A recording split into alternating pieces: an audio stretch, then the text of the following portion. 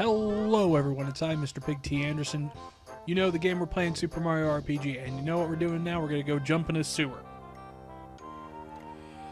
So, just as a first, I just got done with a lot of drawing practice, trying to get back into the scheme of things, into just kind of dealing with things again, working with the pencils against my fingers. And got 8 of them done, albeit very background light, some of them. But, they're all good, and I'm happy. Actually, I think 2 of them, I did one of Ingrid Smith from Fillmore. Yeah, I remember that. And I actually looked at it, it's like, wow, I'm proud of that. Perfect. And it's very rare when I look at one of my drawings and go, oh, that's good. We'll keep doing that. Usually it's, oh, that sucks. I want to burn it. So, this is the Caro sewers. Yes. Stand on pipe, push down. If you're pressing, you will not be able to enter.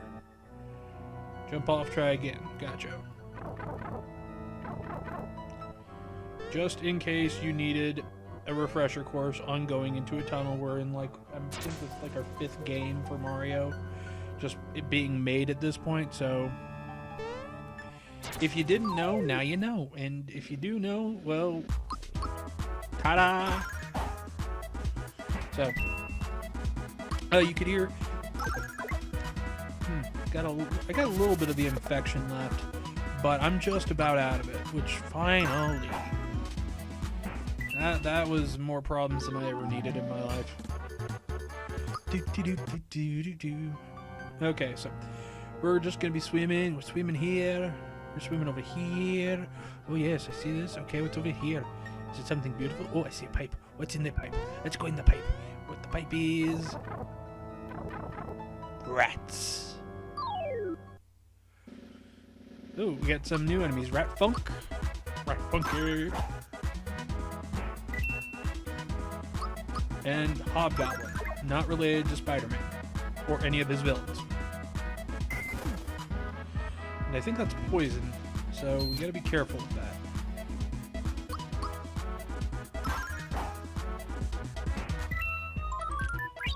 And we get an HP max flower out of it. That's not too bad. So yeah, this is the one part of the game I don't like the Caro sewers. And the reason I don't like it is back when I played this for the first time, I didn't raise my levels, and I didn't train at all. And for those who know RPGs, you know where this story's going, because boy, I got smacked around pretty good. I mean, them even doing damage to me right now just shows that you need to have your defense at a fairly high level. Otherwise, you're going to take some major hits.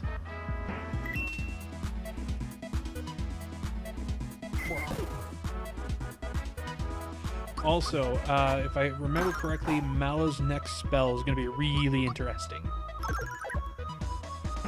If we can get to unlock it soon. Come on.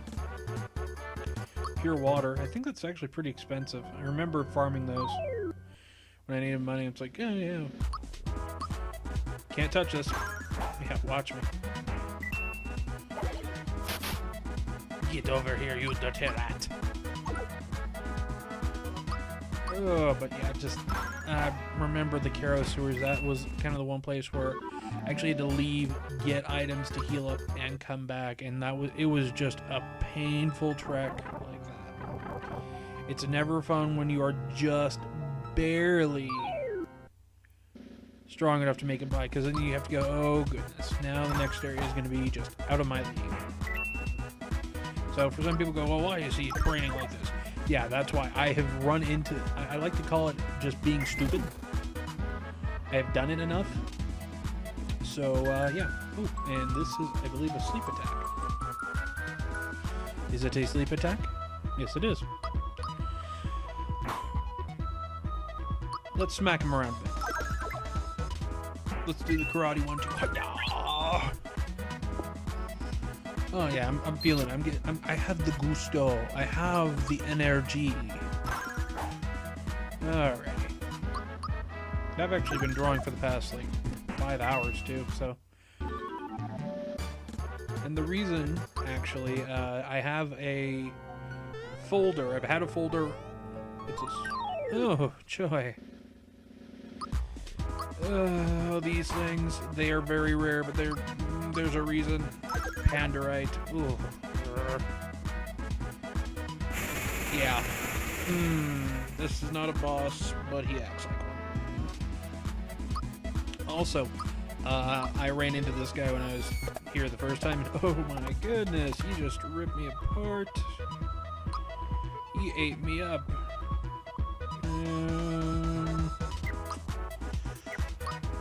Debating. What do we have here? Yeah. Don't want Mario to get knocked out. That would really suck.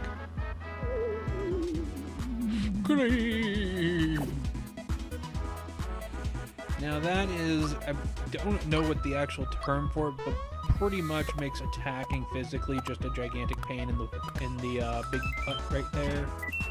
So super jump, wonderful thing. Flower Jar, I think that raises it by 3 points. And a true form pin. So there's actually attacks that will change us into scarecrows and mushrooms. And with the true form pin, it will actually stop that. Yeah, mushrooms or scarecrows. Good. So I think with the mushrooms,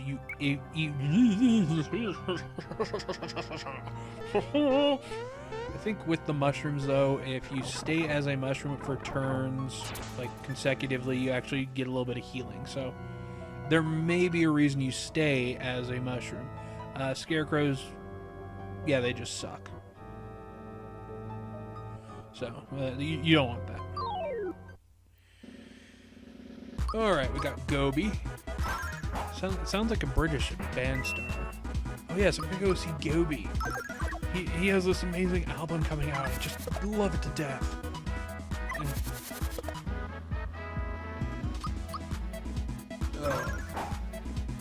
Who wants fried fish? I do. By the way, fried fish, if anyone, like, buys me fried fish in a restaurant, I am automatically your friend. That is, like, my go-to meal. It's like, I want fish and chips. You can't have fish and chips. Lies. Oh, do we get it? Yes, we do. Psychopath. Odd. It's an odd thing because it's not what you think it is. It's not a mental attack. It's not even an attack. It's you learn the HP of your opponent. Get a little bit of attack there. Mallow, we're gonna make you useful yet. Don't worry.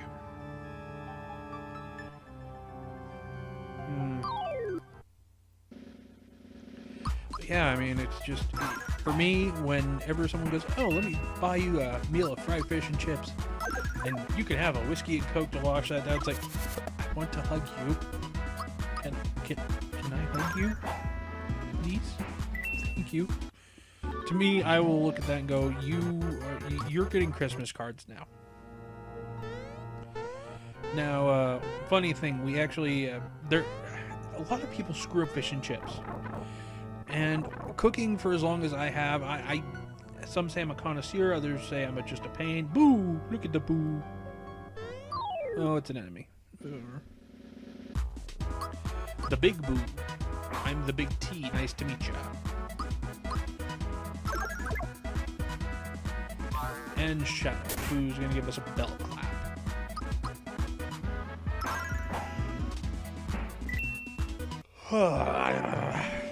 There we go. Had to yawn once. It's a real video now. Got rats dancing up there. Nope. Well, let's get them out of the way.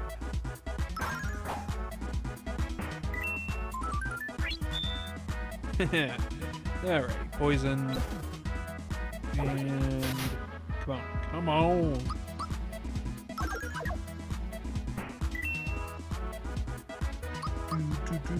Anyway, but yeah, when you have cooked long enough, there are certain things.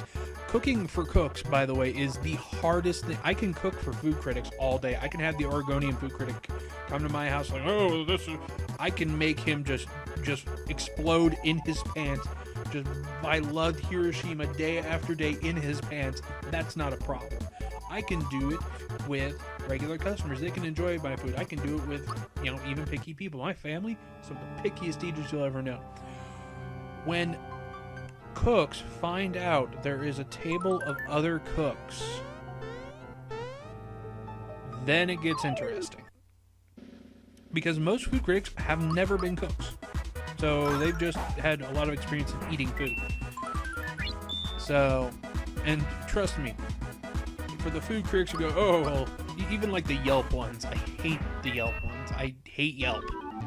But the ones who give just this stupid description of a plate, I can look at it and go, why are you breathing my air, and how can I get you to stop? So, but yeah, when cooks find out, oh, we're cooking for other cooks, and if we know the restaurant, that's just like extra fuel to the fire.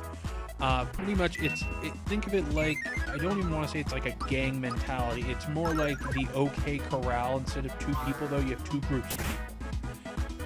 One group is coming in, and you have to defend your turf, and you have to show why it's your ground. And really, I think you see some of the best stuff, because cooks will not let other cooks look at their work and go, oh, well, obviously we're better. No, you're gonna get there. You're gonna see the best out of them. You're gonna really, really push them. And I mean, some people say, "Oh, well, Michelin stars." Michelin.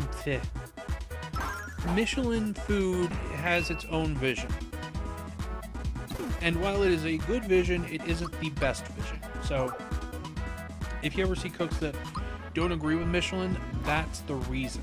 It all depends on what these guidebooks have as their masterpieces, the masters of their craft, and you will not find a whole lot of them that are ultimately heralded across the board.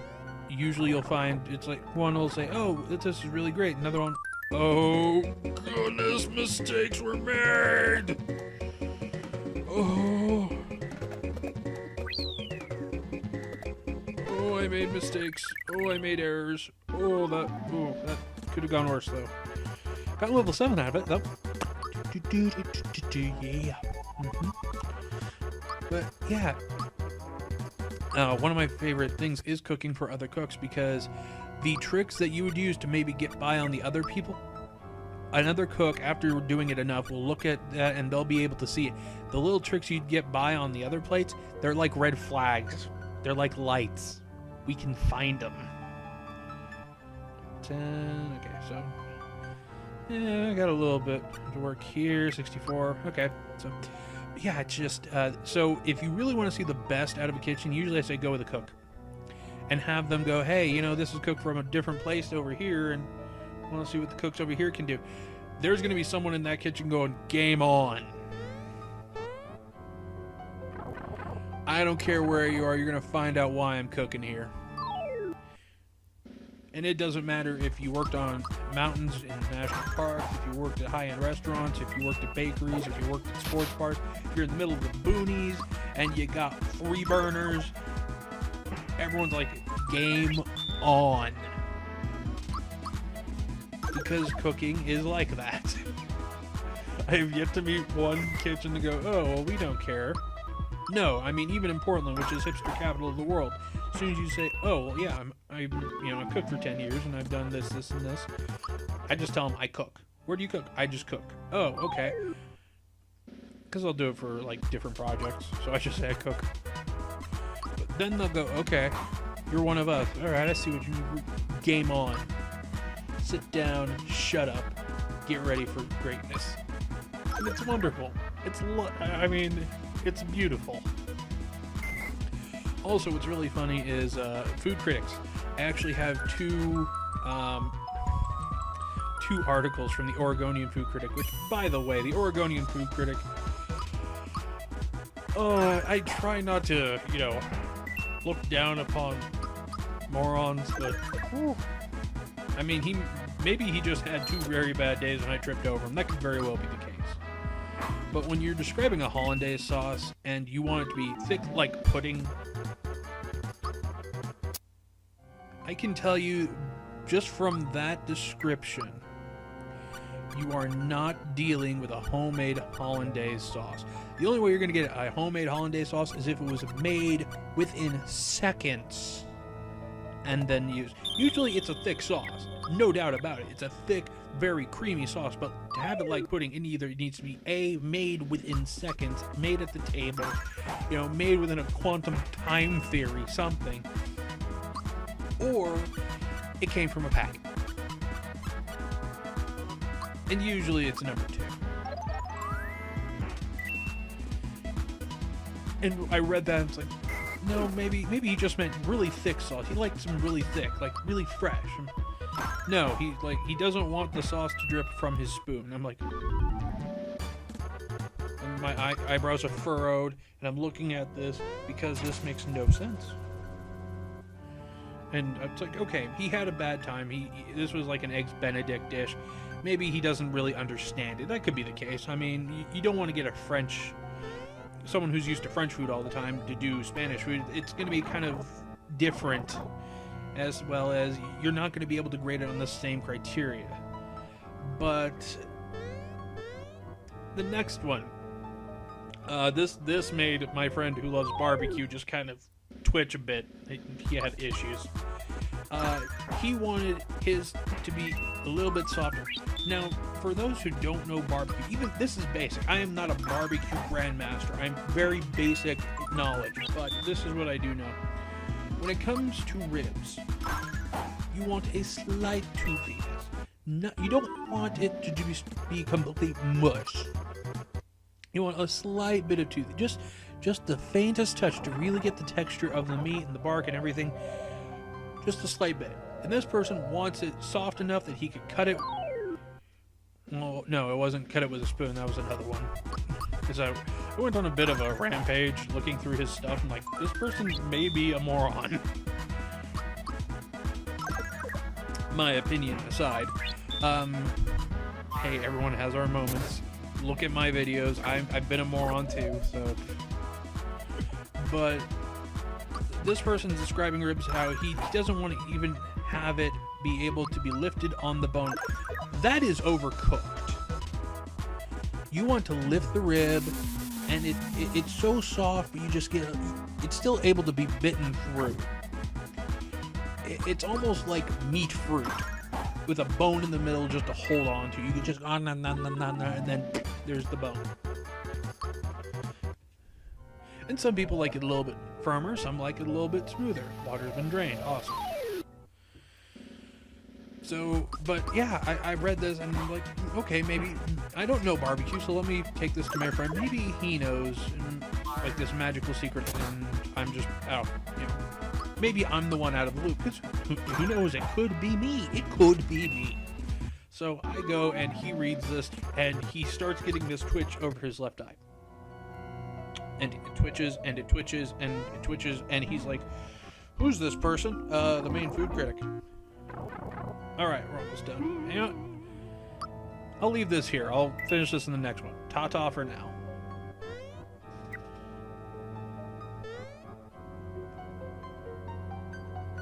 But yeah, that food critic was a moron.